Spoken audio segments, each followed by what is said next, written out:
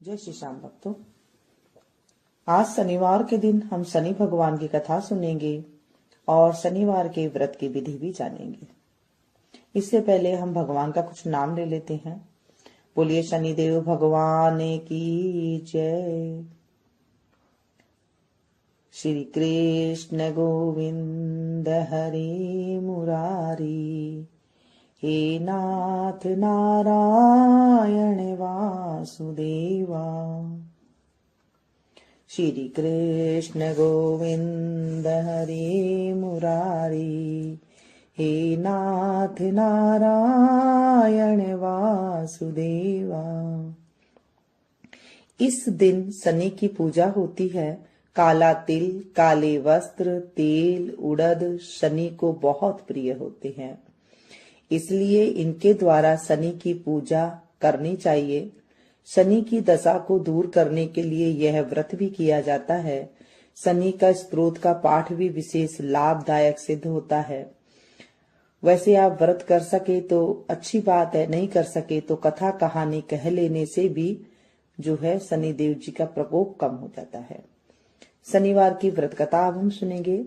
एक समय सूर्य, चंद्रमा, मंगल, बुध, बृहस्पति, शुक्र, शनि, राहु और केतु इन ग्रहों में आपस में झगड़ा हो गया कि हम सब में बड़ा कौन है। सब अपने आप को बड़ा कहते थे। जब आपस में कोई निर्णय न हो सका तो सबके सब आपस में झगड़ते हुए इंद्र के पास गए और कहने लगे कि आप देवताओं के राजा हैं, इसलिए आप हमारा न्याय करके बतलाइए कि हम 9 ग्रहों में सबसे बड़ा कौन है। राजा इंद्र उनका प्रश्न सुनकर घबरा गए और कहने लगे, मुझमें यह सामर्थ्य नहीं है कि मैं किसी को बड़ा या छोटा बताऊं। मैं अपने मुख से कुछ नहीं कह सकता हूँ। हाँ, एक उपाय हो सकता है। इस समय पृथ्वी पर राजा विक्रमादित्य दूसरों के दुखों का निवारण करने वाले हैं, इसलिए तुम सब मिलकर उन्हीं के पास जाओ, वही तुम्हारे दुखों का निवारण करेंगे। यह सुनकर सभी ग्रह देवता चलकर भूलोक में राजा विक्रमादित्य की सभा में जाकर उपस्थित हुए और अपना प्रश्न राजा के सामने रखा। राजा उनकी बात सुनकर बड़ी चिंता में पड़ गए कि मैं अपने मुख से किसको बड़ा और किसको छोटा बताऊं। जिसको छोटा बताऊंगा वही क्रोध करेगा। परंतु उनका झगड़ा निपटाने के लिए उन्होंने एक उपाय सोचा कि सोना, चांदी, कांसा, पीतल, सीसा, रांगा, जस्ता, अभ्रक और लोहा 9 धातुओं के 9 आसन बनवाएं। सब आसनों को क्रम से जैसे सोना सबसे पहले और लोहा सबसे बाद में बिछाएं। इसके बाद राजा ने सब ग्रहों से कहा कि आप सब अपने अपने आसनों पर बैठिए। जिसका आसन सबसे आगे है वह सबसे बड़े हैं और जिसका आसन सबसे पीछे है वह सबसे छोटा है जानिए, क्योंकि लोहा सबसे पीछे था और वह शनिदेव का आसन था। इसलिए शनिदेव ने समझ लिया कि राजा ने मुझको छोटा बना दिया है। इस पर शनिदेव को बड़ा क्रोध आया और कहा कि राजा, तू मेरे पराक्रम को नहीं जानता। सूर्य एक राशि पर 1 महीना रहता है, चंद्रमा 2.25 दिन, मंगल 1.5 महीना, बृहस्पति 13 महीने, बुध और शुक्र 1 महीने, परंतु मैं एक राशि पर 2.5 अथवा 7.5 साल तक रहता हूँ। बड़े बड़े देवताओं को भी मैंने भीषण दुख दिया है। राजन सुनो, राम जी को 7.5 आई तो वनवास हो गया था और रावण पर आई तो राम और लक्ष्मण ने सेना लेकर लंका पर चढ़ाई कर दी, रावण कुल का नाश कर दिया। हे राजा, अब तुम सावधान रहना। राजा कहने लगा, जो कुछ भाग्य में होगा देखा जाएगा। उसके बाद अन्य ग्रह तो प्रसन्नता के साथ चले गए, परंतु शनिदेव बड़े क्रोध के साथ वहां से गए। कुछ काल व्यतीत होने पर जब राजा को 7.5 की दशा आई तो शनिदेव घोड़े के सौदागर बनकर अनेक सुंदर सुंदर घोड़ों के सहित राजा की राजधानी में आए। जब राजा ने सौदागरों को आने की खबर सुनी तो अपने अश्वपाल को अच्छे अच्छे घोड़े खरीदने की आज्ञा दी। अश्वपाल ऐसी अच्छी नस्ल का घोड़ा देखकर उनका मूल्य सुनकर चकित रह गया और तुरंत ही राजा को खबर दी। राजा उन घोड़ों को देखकर एक अच्छा सा घोड़ा चुनकर सवारी के लिए चढ़ा। राजा के घोड़े पर पीठ पर चढ़ते ही घोड़ा ने जोर से भागा। घोड़ा बहुत दूर एक बड़े जंगल में जाकर राजा को छोड़कर अंतर्ध्यान हो गया। इसके बाद राजा अकेला जंगल में भटकता फिरता रहा। बहुत देर के बाद राजा ने भूख और प्यास से दुखी होकर भटकते भटकते एक ग्वाले को देखा। ग्वाले ने राजा को प्यास से व्याकुल देखकर पानी पिलाया। राजा की अंगुली में एक अंगूठी थी। राजा ने वह अंगूठी निकालकर प्रसन्नता से ग्वाले को दे दी और शहर की ओर चल दिया। राजा शहर में पहुंचकर एक सेठ की दुकान पर जाकर बैठ गया और अपने आप को उज्जैन का रहने वाला तथा अपने नाम वीका बताया। सेठ ने उसको एक कुलीन मनुष्य समझकर जल आदि पिलाया।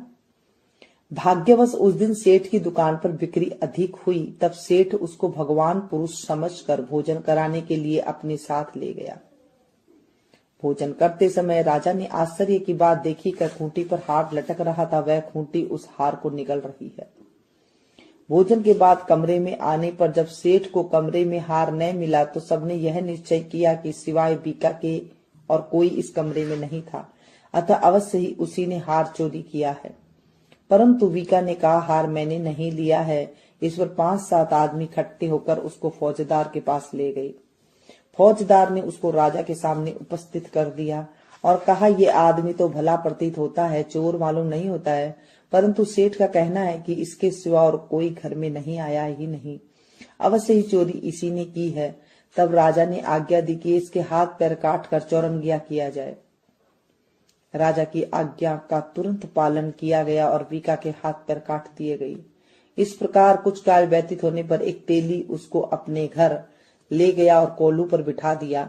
वीका उस पर बैठा हुआ अपनी जबान से बैल हाँकता रहा। शनि की दशा समाप्त हो गई और एक रात को वर्षा ऋतु के समय वह मल्हार राग गाने लगा। उसका गाना सुनकर उस शहर के राजा की कन्या उस राग पर मोहित हो गई और दासी को खबर लाने को भेजा कि शहर में कौन गा रहा है। दासी सारे शहर में फिरते फिरते क्या देखती है कि तेली के घर चौरंगिया राग गा रहा है। दासी ने महल में आकर राजकुमारी को सब वृतांत सुना दिया। बस उसी क्षण राजकुमारी ने अपने मन में यह प्रण कर लिया कि चाहे कुछ भी हो जाए, मुझे उस चौरंगिया के साथ विवाह करना है।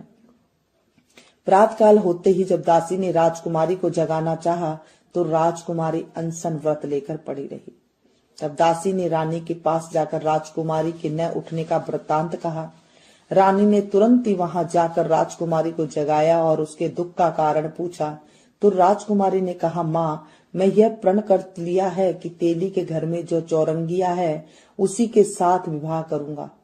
माता ने कहा, पगली, यह क्या बात कर रही है? तेरा किसी देश के राजा के साथ विवाह किया जाएगा। राजकुमारी कहने लगी, माँ, मैं अपना प्रण कभी नहीं तोड़ूंगी। माता ने चिंतित होकर यह बात राजा को बताई। तब राजा ने भी आकर समझाया, मैं बड़ी देश देशांतर में अपने दूत भेजकर सुयोग्य रूपवान एवं बड़े से बड़े गुणी राजकुमार के साथ तुम्हारा विवाह करूंगा। ऐसी बात तुमको कभी नहीं सोचनी चाहिए। राजकुमारी बोली, पिताजी, मैं अपने प्राण त्याग दूंगी परंतु किसी दूसरे से विवाह नहीं करूंगी। इतना सुनकर राजा ने क्रोध से कहा, यदि तेरे भाग्य में ऐसा ही लिखा है तो जैसी तेरी इच्छा वैसा ही कर। राजा ने तेली को बुलाकर कहा, तेरे घर में चौरंगिया है, उसके साथ मैं अपनी कन्या का विवाह करना चाहता हूँ। तेली ने कहा, यह कैसी हो सकता है?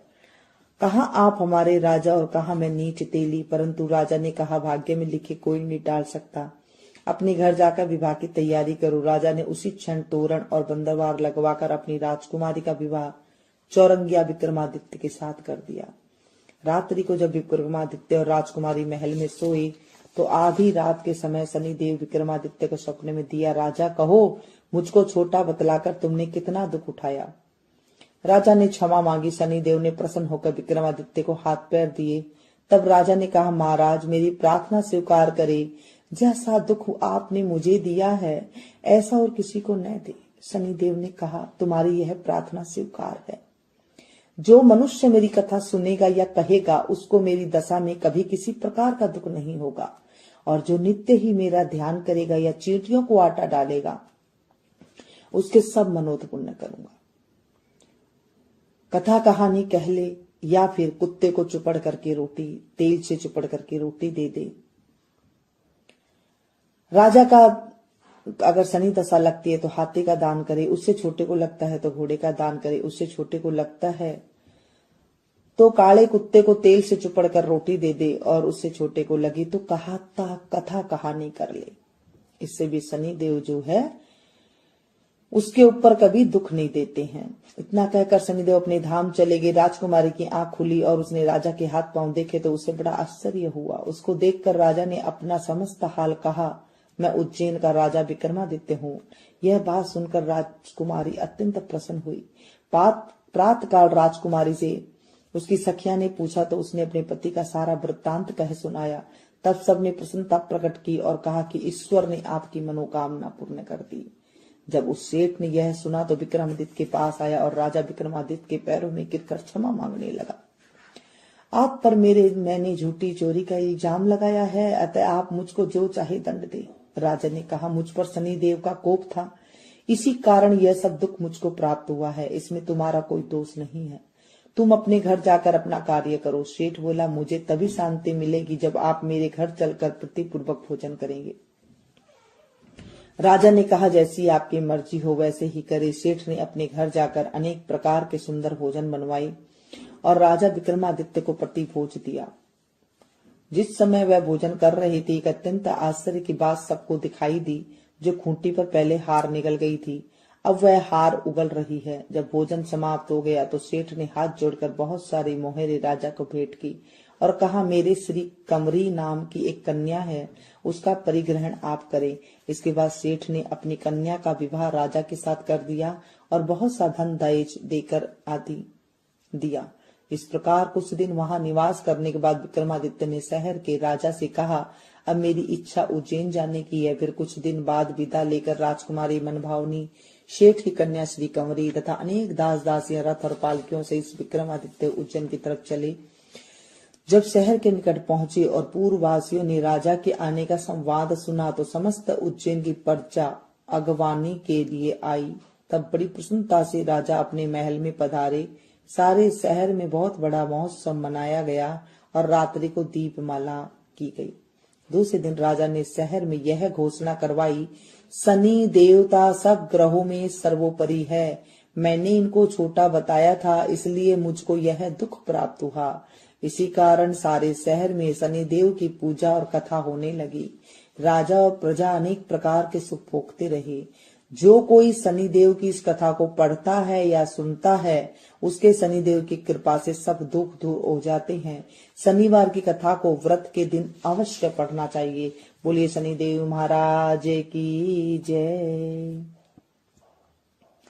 शनिश्चर बाबा सूरज के अवतारी, शनिश्चर बाबा हम हैं तेरे पुजारी। शनिश्चर बाबा हम हैं तेरे प्राणी। शनिश्चर बाबा रखियो लाज हमारी। गंगा लागा जमुना लागा, लागा नदियां सारी। समंदर के सा लागा, खारा तो कर दिया पानी। शनिश्चर बाबा सूरज के अवतारी। राम लागा लक्ष्मण लागा, लागा सीता नारी। रावण के तो ऐसा लागा, लंका तो फूंक दे सारी। शनिश्चर बाबा सूरज के अवतारी। कौरव लागा पांडव लागा, लागा द्रौपदी नारी। दुर्योधन कैसा लागा, कुंभा तो फूका सारा। शनिश्चर बाबा सूरज के अवतारी। राजन लागा प्रजन लागा, लागा हरिश्चंद्र नारी। हरिश्चंद्र कैसा लागा, नीचे घरों भर पानी। शनिश्चर बाबा सूरज के अवतारी। धरती न लागा अंबर लागा, लागा 9 लाख तारे। चांद सूरज कैसा लागा, ग्रहण पड़ा अति भारी। शनिश्चर बाबा सूरज के अवतारी। जय जय रवि नंदन, जय दुख भंजन, जय जय शनि हरे। जय भुजचारी धारणकारी दुष्ट दलन। जय जय रवि नंदन जय दुख भंजन जय जय शनि हरे। तुम होय कुपित नित करत दुखित धनिको निर्धन। तुम घर अनुप यम का स्वरूप हो करत बंधन। तब नाम जो दस तो ही करत सो बस सो जो करे रटन। महिमा अपार जग में तुम्हारा जपते देवतन। तब नैन कठिन नित बरे अगिन भैंसा वाहन। प्रभु तेज तुम्हारा अति ही करारा जानत सब जान। प्रभु सन्निधान से तुम महान से होते हो मगन। प्रभु उदित नारायण शीस नवायन धरे चरण। जय जय रवि नंदन जय दुख भंजन जय जय शनि हरे। जय जय शनि हरे। बोले शनिदेव जी महाराज की जय। शनिश्चर देव महाराज की जय। इस तरह से आज हमने शनिदेव महाराज की कथा सुनी, भजन गाया और आरती करी। इस कथा को आप ज्यादा से ज्यादा शेयर करें, क्योंकि जब हम कथा को किसी को सुनाते हैं तो हमारे ऊपर भी जो है कष्ट होते हैं वो दूर हो जाते हैं। हम कथा को सुनते हैं, सुनाते हैं, हुंकारा भरते हैं, तो हमारे जीवन में जब शनि दशा आती है तो शनि का क्रूर प्रभाव हमारे ऊपर नहीं पड़ता है और हम अच्छे से, जो शनि दशा होती है वो अच्छे से निकल जाती है, कोई दिक्कत नहीं आती है। तो इसलिए आप इसे अगर पसंद आई तो इसे ज्यादा से ज्यादा अपनों के साथ शेयर कीजिएगा, ताकि उनको भी लाभ मिल सके और आपको भी जो है कथा सुनाने का